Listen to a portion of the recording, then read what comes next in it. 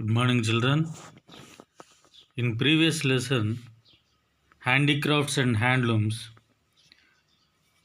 you learned about various ways in which things are made by artisans.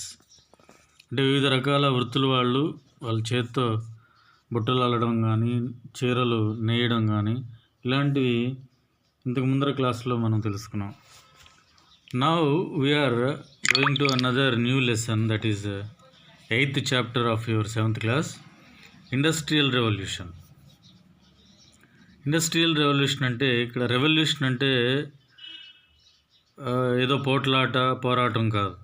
Revolution అంటే here revolution means change, tremendous change in the factory production. Factory ప్రొడక్షన్లో విప్లవాత్మకమైన మార్పు రావడమే ఈ industrial revolution. అంటే ఈ మార్పు ఎలా వచ్చింది అనేది ఈ లెసన్లో మనం తెలుసుకుంటాం. Increasing control of traders production control అంతా కూడా ట్రేడర్స్ చేతిలో ఉండిపోయింది. ట్రేడర్స్ అంటే వ్యాపారస్తులు. During 1500-1800 AD, trade between countries in America, Europe, Africa and Asia increased manifold. అంటే ఈ 1500 నుంచి 1800 వరకు అమెరికా, యూరప్, ఆఫ్రికా, ఆసియా లాంటి దేశాల్లో వ్యాపారం అనేది బాగా ఇంక్రీజ్ అయ్యింది. Textile trade to began to expand. ఇందులో ముఖ్యంగా చెప్పుకోదగింది టెక్స్టైల్ ఇండస్ట్రీ అన్నమాట, వస్త్ర పరిశ్రమ. ఈ టెక్స్టైల్ ఇండస్ట్రీలో పెను మార్పులు చోటు చేసుకున్నాయి due to industrial revolution. At first, what system was going on that I would like to share you. European traders began to use putting out system. So what is putting out system? That is they gave advances to small farmers and artisans to produce textile goods అన్నమాట. అంటే sub contracting system అని కూడా అంటారు putting out సిస్టమ్ని. అంటే వాళ్ళు కొన్ని advance రైతులకు కానీ చేతి వృత్తి కళాకారులకు కానీ ఇచ్చి వాళ్ళకి రా మెటీరియల్ సప్లై చేసిన తర్వాత వస్తువు తయారీ అక్కడే చేయమని జరిగేదన్నమాట అంతకుముందు. In previous days I think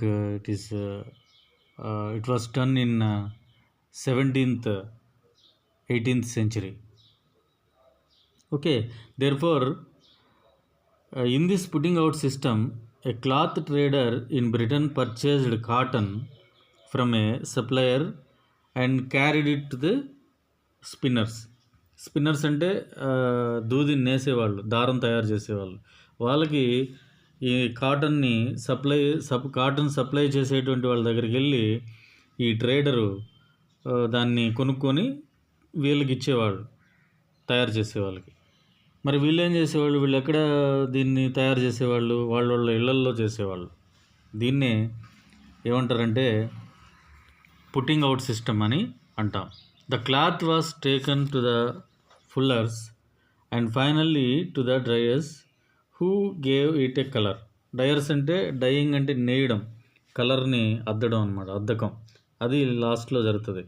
these different activities could be done in different parts of the country. So దేశంలో వివిధ ప్రాంతాల్లో ఈ పని విధానం జరుగుతుందన్నమాట ఈ విధంగా. But all finishing work was done in London before it was sold in other countries. So ఇతర దేశాలకి అమ్మేటప్పుడు, ఎక్స్పోర్ట్ చేసేటప్పుడు ఫైనల్గా ఫినిషింగ్ వర్క్ అంతా కూడా బ్రిటన్లో జరిగేదన్నమాట. బ్రిటన్లోనే ఎందుకు ఇండస్ట్రియల్ రెవల్యూషన్ వచ్చింది అనే దానికి ఒక చిన్న రీజన్ మనం చెప్పుకోవాలి ఇప్పుడు. సో ఇన్ని కాంటినెంట్స్ ఉన్నాయి, 7 కాంటినెంట్స్ ఉన్నాయి. యూరోప్ కాంటినెంట్లోనే ఇండస్ట్రియల్ రెవల్యూషన్ ఫస్ట్ వచ్చింది. కారణం ఏంటంటే ఆ యూరోపియన్ కంట్రీస్లో ఎస్పెషల్లీ బ్రిటన్లోనే ఎందుకు వచ్చింది అంటే ఇక్కడ సోర్సెస్ ఎక్కువ ఉన్నాయి, రా మెటీరియల్ ఉంది, దానికి తగినటువంటి ప్రొడక్షన్కి కావాల్సినటువంటి మొత్తం ఫ్యాక్టర్స్ అన్నీ కూడా వెళ్ళుకున్నాయి. ఫ్యాక్టర్స్ ఆఫ్ ప్రొడక్షన్ ఉండాలి కదా, ఏ ఉత్పత్తి చేయాలన్నా కానీ ఫ్యాక్టర్స్ ఆఫ్ ప్రొడక్షన్ ఉండాలి first. So factors of production అంటే ఏంది? Land, labour, capital, organisation. ఈ 4 ఉంటేనే ఒక వస్తువు యొక్క ఉత్పత్తి వేగవంతం అవుతుంది. ఇవన్నీ బ్రిటన్లో పుష్కలంగా ఉన్నాయి. వాళ్ళకి కావాల్సినంత వాటర్ ఉంది, కావాల్సినంత కోల్ ఉంది, కావాల్సినంత ఇతర దేశాల నుంచి వాళ్ళకు వచ్చేటువంటి రా మెటీరియల్ ఉంది. ఎందుకంటే బ్రిటన్ మీకు గుర్తే ఉంటుంది, బ్రిటన్ అనేది ప్రపంచ దేశాలన్నిటినీ కూడా తన కంట్రోల్లో పెట్టుకోనుంది. అందుకనే రవి అస్తమించని బ్రిటిష్ సామ్రాజ్యం అంటారు. మొత్తం అన్ని దేశాలు బ్రిటన్ కంట్రోల్లోనే ఉన్నాయి పొలిటికల్గా. సో పొలిటికల్గా బ్రిటన్ కంట్రోల్ ఉన్నప్పుడు ఏమవుతుంది, ఇతర దేశాల్లో వచ్చి పండేటువంటి పంట అంతా కూడా వీళ్ళు తక్కువ రేటుకి వీళ్ళు ఎక్స్పోర్ట్ చేసుకునేవాళ్ళు వాళ్ళ దేశానికి. సో ఇక్కడ రా మెటీరియల్కి సమస్య లేదు. ఈ విధంగా బ్రిటన్లో ఇండస్ట్రియల్ రెవల్యూషన్ రావడానికి ప్రధాన కారణం అన్నమాట. Okay, at first they set up small workshops called manufactories. So after end of the putting out system అయిపోయిన తర్వాత సెకండ్ స్టేజ్లో ఈ ట్రేడర్స్ అంతా కూడా ఏం చేసేవాళ్ళంటే ఇదంతా ఒక దగ్గర పెడితే బాగుంటుందనే ఆలోచనతో స్మాల్ వర్క్షాప్స్గా ఎస్టాబ్లిష్ చేయడం జరిగింది. సో వాటిని ఏమంటారంటే మ్యానుఫ్యాక్టరీస్ అంటారు. The craftsmen brought their own tools and worked with raw materials given by the traders. So trader పని ఏంటి, రా మెటీరియల్ అందించడం శ్రామికులకి. వాళ్ళందరూ కలిసి ఒక షెడ్ లాగా వర్క్షాప్లో అందరూ కలిసి కూర్చోవడం, వాళ్ళ టూల్స్ తెచ్చుకొని పరికరాలని అక్కడ వస్తువు తయారీ అనేది జరిగేదన్నమాట. ఇది స్మాల్ మ్యానుఫ్యాక్టరీస్ అని అంటారు. Then the trader took the product and sold it in the market. ఆ తర్వాత ట్రేడ్ ఏం చేస్తాడు, మార్కెట్కి తరలిస్తాడు. In this way slowly the control of the trader over the craft persons increased. So trader యొక్క అజమాయిషి ఈ పనివాళ్ళ మీద పెరిగింది అన్నది మనం ఇక్కడ అబ్జర్వ్ చేయొచ్చు. ఈ ఫేజ్ని ఏమంటామంటే, ఈ దశని ఏమంటామంటే ప్రోటో ఇండస్ట్రియలైజేషన్ అంటాము. ప్రోటో ఇండస్ట్రియలైజేషన్ అంటే పూర్వ పారిశ్రామిక అభివృద్ధి అని మనం తెలుగులో అంటాం అన్నమాట. అంటే మొదటగా బేసిక్గా పారిశ్రామిక అభివృద్ధి జరిగేదాన్ని ప్రోటో ఇండస్ట్రియలైజేషన్ అని అంటారన్నమాట. This is the beginning. Okay, in this phase more people entered craft production. Traders established control over the workers and large market for craft products developed across the world. ఈ విధంగా ఈ చేతి వృత్తి అంటే చేతితో తయారు చేసేటువంటి వస్తువులకి బాగా డిమాండ్ పెరగడం జరిగింది. Okay, then will go to explain about beginning of the industrial revolution 1750-1850. So 1750-1850 మధ్యలో ఇండస్ట్రియల్ రెవల్యూషను బిగినింగ్ స్టేజ్లో ఉందన్నమాట. సో ఆ బిగినింగ్ స్టేజ్లో ఏం జరిగిందంటే జస్ట్ మెషిన్స్ ఎంటర్ అవుతాయి. In this stage machines were entered into the manufactories. దీన్ని మెషిన్ ఏజ్ అంటాం. So several people who live in the villages move to towns and cities for work. పని కోసం పట్టణాలకి నగరాలకి పరుగులు తీయడం మొదలుపెట్టారు. As the demand for cloth and other handicrafts increased many times, many artisans wondered how they could increase the production to cope with this demand. క్లాత్కి demand పెరిగింది, ఆ డిమాండ్ మీట్ చేయాలంటే తగినటువంటి ప్రొడక్షన్ సప్లై లేదు. మరి దానికి ఏంటి మార్గం అనేది ప్రశ్నార్థకం అయిందనమాట. These days there is a great demand for our cloth but we are not able to produce more cloth to meet this demand. So ఎక్కువ క్లాత్ని మనం అందించేదానికి ఇక్కడ అవకాశం లేకుండా పోయింది. ఎందుకంటే క్లాత్ తయారు చేయడం అనేది చాలా టైం తీసుకుంటుంది అనమాట, because lack of machines. So after invention of that is what spinning jenny and spinning mule, ఇలాంటి కొత్త కొత్త మిషన్లు ఈ వస్త్ర పరిశ్రమలో కనిపెట్టడం వల్ల, spinning jenny especially James Hargreaves invented that spinning jenny, అంటే నూలు వడికే యంత్రం అంటారు దాన్ని.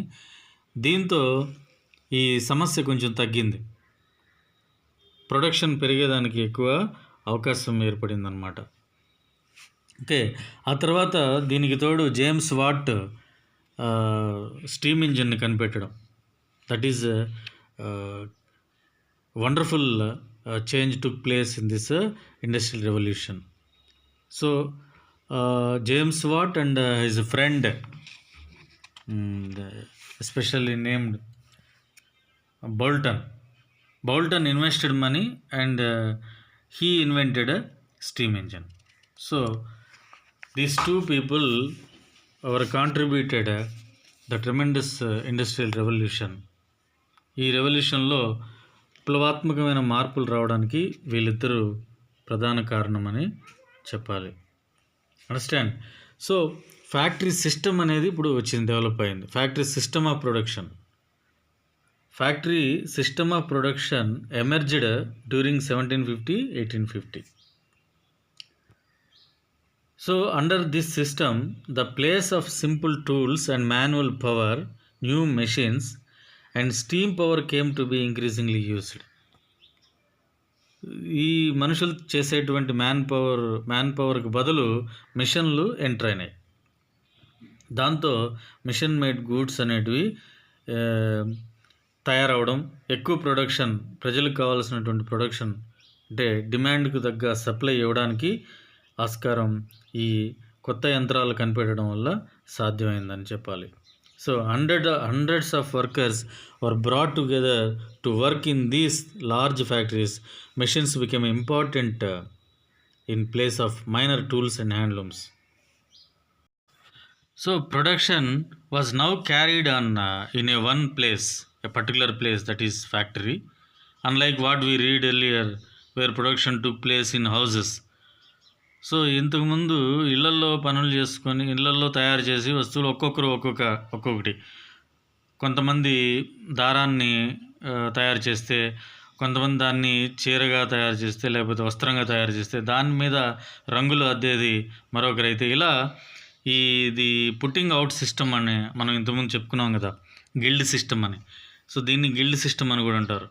ఈ గిల్డ్ సిస్టమ్ల లాగా కాకుండా ఇప్పుడు అంతా ఒక ఫ్యాక్టరీలోకి, ఒక పెద్ద ప్లేస్లోకి అందరూ కలిసి రావడం, అక్కడే అన్ని ఒక ప్రొడక్షన్కి సంబంధించినటువంటి అన్ని విభాగాలు ఒక దగ్గరే జరగడం అనే స్థాయికి వచ్చిందని చెప్పాలి. Okay, that is hundreds of workers were brought together to work in these large factories. Machines became important in place of minor tools and handlooms. They produced goods on a very large scale. ఇప్పుడు ఇబ్బంది లేదు, ఎంత demand ఉందో అంత supply చేయడానికి సిద్ధంగా మొదలైందనమాట. All facilities for production were owned and controlled by individuals called క్యాపిటలిస్టుల చేతిలోకి ప్రొడక్షన్ కంట్రోల్ కానీ అన్ని సౌకర్యాలు కానీ వాళ్ళు కల్పించే బాధ్యత క్యాపిటలిస్టుల చేతిలోకి వెళ్ళిపోయింది. క్యాపిటలిస్టులు అంటే డబ్బు కలిగిన వాళ్ళు, ధనం కలిగిన వాళ్ళు. డబ్బు కలిగిన వాడు ఈ ఫ్యాక్టరీని పెట్టడం, ఎంప్లాయీస్ని రిక్రూట్ చేసుకోవడం, ప్రొడక్షన్ని స్టార్ట్ చేయడం, ప్రొడక్షన్ వచ్చిన తర్వాత దాంట్లో వచ్చేటువంటి ఆదాయం కానీ నష్టాన్ని కానీ క్యాపిటలిస్టే భరించేటువంటి పరిస్థితి ఏర్పడింది. So they invested money on workers, రా materials, machines etcetera. Unlike in guild system, workers worked for wages and did not own the things they produce. Guild సిస్టంలో అలా కాదు కదా. గిల్డ్ సిస్టంలో వస్తువులు తయారు ఎంత చేస్తే అంత డబ్బులు ఇచ్చేవాళ్ళు. ఇప్పుడు అలా కాకుండా జీతానికి, అంటే ఒక మంత్కి ఇంత అని, లేకపోతే డైలీ వేజ్ అను, ఇలా శాలరీ బేస్డ్ సిస్టమ్ అనేది డెవలప్ అయిందనమాట. Okay, the early factories were dreadful places to work. So పని చేయడానికి పరిస్థితులు ఇప్పుడు ఈ ఎర్లీ ఫ్యాక్టరీస్లో చాలా క్రూషియల్ కండిషన్స్ని ఎదుర్కోవాల్సి వచ్చింది కార్మికులు. సో వాళ్ళకి సరైన వసతులు ఉండేటివి కాదు. They didn't have any facilities for working. So healthy work అనేది జరిగేది కాదు, చాలా కష్టాలు ఎదుర్కొనేవాళ్ళు. సో తర్వాత పార్ట్లో మిగతావన్నీ తెలుసుకుంటాం. Thank you very much.